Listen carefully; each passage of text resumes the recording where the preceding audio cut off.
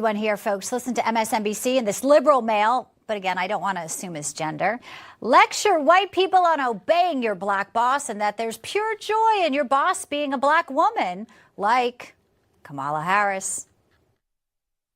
The significance of this man is that he is an older white man in a moment in which the far right is trying to convince white people that the future is treacherous for them, trying to convince men that the future is treacherous for them. And here is an older white man, a coach, a soldier, who is very hard to dismiss as some kind of effete coastal elite, who is telling older folks and white people, you do not need to be afraid of the future. There is joy in the future. There is joy in having your boss be a black woman. There is joy in what is coming.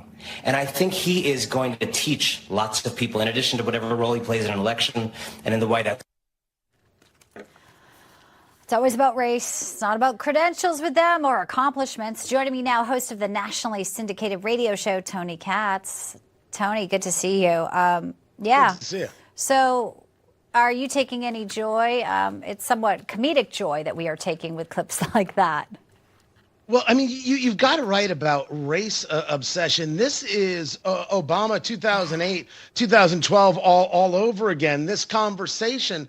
And going back to that time when a network like MSNBC, where he was on, would have someone like me on the air, I discussed the fact, you can find the video, that this race obsession that we see, these people, like there were like truthers out there, these are the racers. These are the people who are conspiratorial about race. There can be no acceptance that somehow you disapprove of Kamala Harris based on policy or based on past statements. Everything is racial. In this case, the argument is somehow America is afraid of a black person in charge. America is not afraid of a black person in charge. America is afraid of a dumb person in charge. America is afraid of a dangerous person in charge. America wants to be able to afford eggs and gasoline and wants a secure southern border. These are the things, and the border czar, Kamala Harris, didn't secure the border, never went down to the border, and didn't seem to care about the border. This is what matters most. But the race obsession